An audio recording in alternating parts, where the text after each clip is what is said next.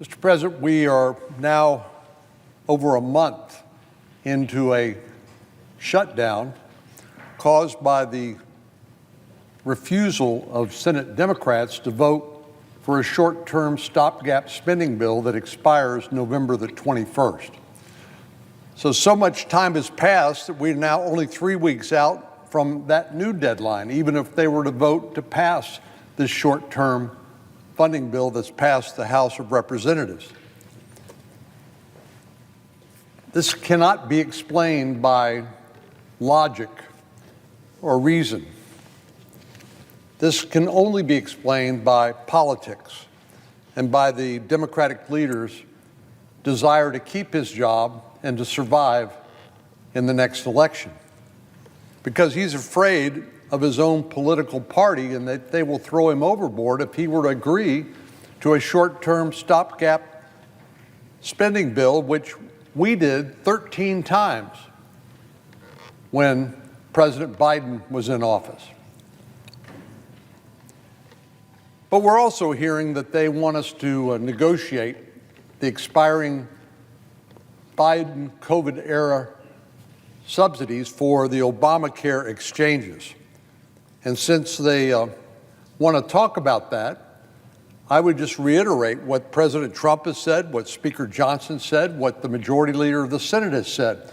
We're happy to talk about anything and everything you want to talk about once you reopen the government. But since Democrats brought it up, and since they still insist on keeping the government shut down, endangering people flying, causing enormous inconvenience, and at the International Bush Airport in Houston, there's a 3-hour wait for people to get simply through the security line at TSA. We know 42 million people have been denied access to supplemental nutrition, some of the most vulnerable people in our country. And we know federal government employees are not being paid, even though they are obviously working. I have not heard a single Senate Democrat saying, well, I'm going to withhold my pay during this shutdown, as those of us on this side of the aisle have done, including yours truly. So presumably they'd continue to get paid while everybody else is not being paid, and why enormous numbers of the most vulnerable of our population who depend on supplemental nutrition for food on the table are being denied that relief, all because they are afraid to deal with the politics associated with simply passing a short-term stopgap spending bill. But they also say they want this conversation to be about health insurance. And since they want to talk about Obamacare, I figured I would oblige them. Now, we know health insurance rates have certainly continued to go up. The Wall Street Journal recently reported that the cost of a family health insurance plan in 2025 is nearly $27,000. If you're on one of the 16 million people on the Affordable Care Act exchanges, your premium is scheduled to go up 18% next year. 18%. At the same time, if you're on an employer-provided insurance plan, premiums will go up roughly 6 or 7%. 6 or 7% versus 18%. Well, there must be a good reason for that astronomical figure for the Obamacare plans, and I plan on mentioning a few reasons why that is so. Well, employers are paying for much of the health insurance premiums for their employees, but the increased cost eats away at the budget they have to pay wages and other benefits. So employee salaries will become stagnant as employers have to pay more each year for health insurance. And for small businesses, the margin is even greater, or I say the margin should be smaller. The increased cost of health care for their employees might mean they can't offer generous raises, or might mean they can't afford to hire as many people as they previously did. So clearly, the rising costs of health care and health insurance is a problem for individuals and employers. But a fair question is, how did we get here? Well, the first place we have to look is Obamacare, popularly known as the Affordable Care Act. The fact of the matter is, it is the Unaffordable Care Act. When President Obama signed this highly controversial signature health care plan into policy, he promised that it would make health insurance affordable for the American people. In 2016, in a speech to students in Florida, President Obama said, "The Affordable Care Act has done what it was designed to do. It gave us affordable health care." Now, 15 years later, this claim has aged like spoiled milk. Since 2013, the year before Obamacare took effect, the average Obamacare enrollee faced a premium increase of 221%. That's since 2013 until today, 221% increase in the premium. This mind-boggling number is only for those who receive health coverage through the Affordable Care Act, which is, of course, as I indicate, a misnomer for the ages. Those who receive their coverage through their employer-sponsored plan were not affected by these premium hikes. As I mentioned, the Wall Street Journal said their premiums will go up roughly 6 to 7%. From 2013 to 2019, individuals buying health insurance on the private market faced 143% increases in their health care premiums. And this number does not account for all the Americans who kept their plans but faced increased premiums or less comprehensive coverage. President Obama knew, but he refused to say, that for many people, even though this new health care law claimed to make health care affordable, it did just the opposite. So what did he do? He tried to shift the blame. The claim that the Unaffordable Care Act would make health care affordable was far from President Obama's only broken promise.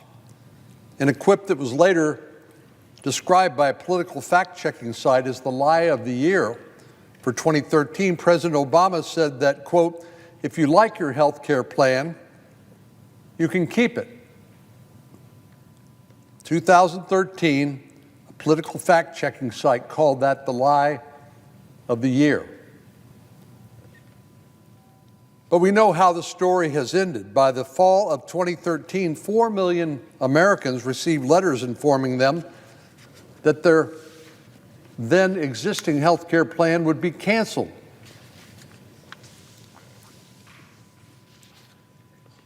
In the same 2016 speech, he said, "Now, some people may say, well, I've seen my co-pays go up or my networks have changed, but these are decisions that are made by your employers.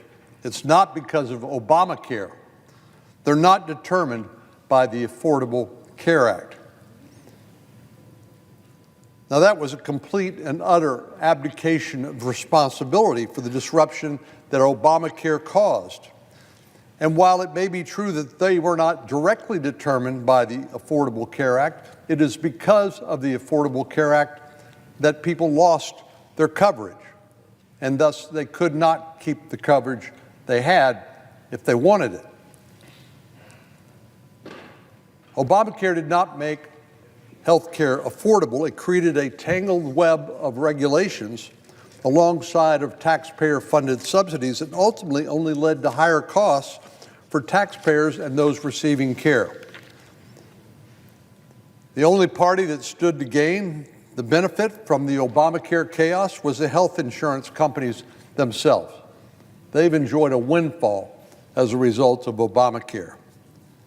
By now, insurance companies have figured out how to use this muddled mess that is the Democrats' health care system to lobby for government subsidies, including the continuation of the expiring COVID-19 era subsidies that the Biden administration imposed.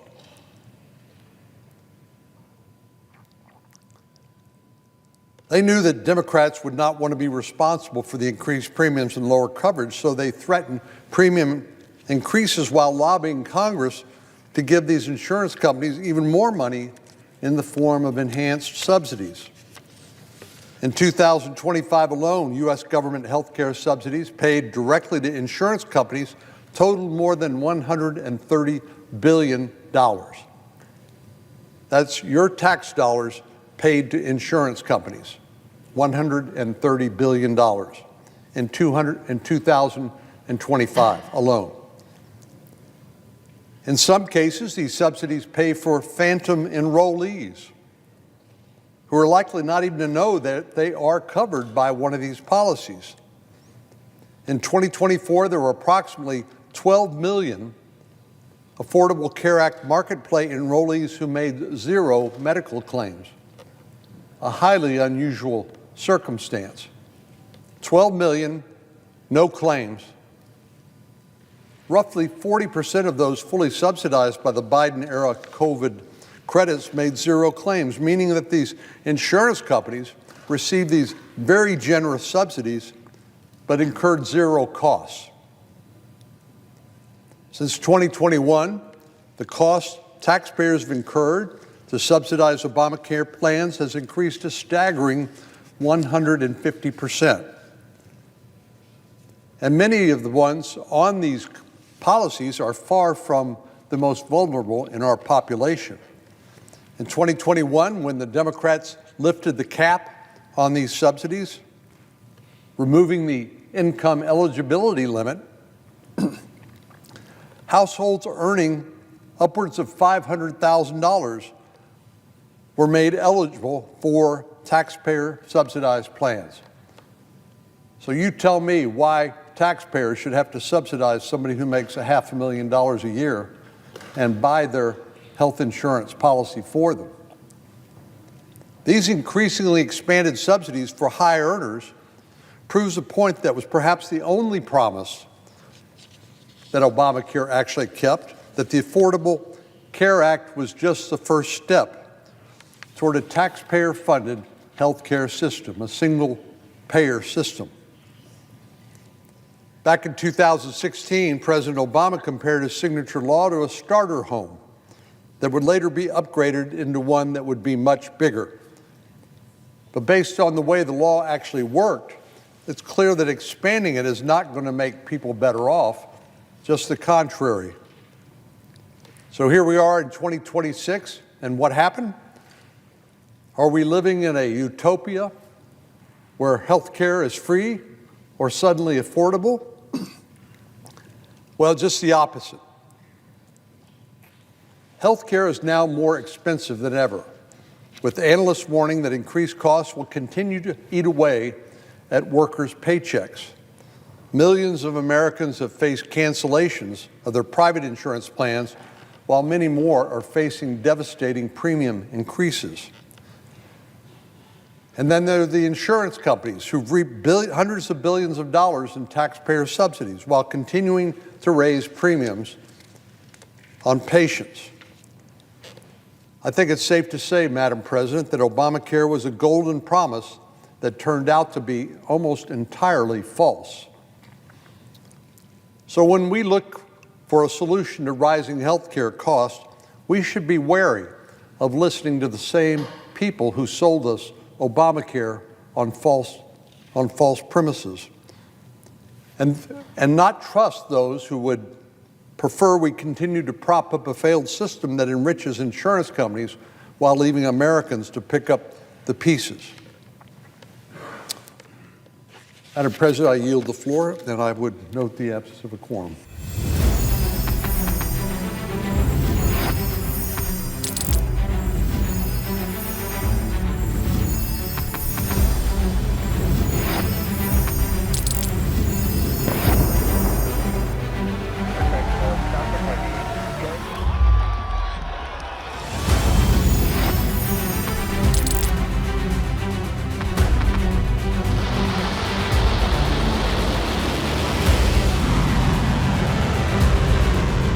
fighting so long and so hard that they don't know what the they're doing.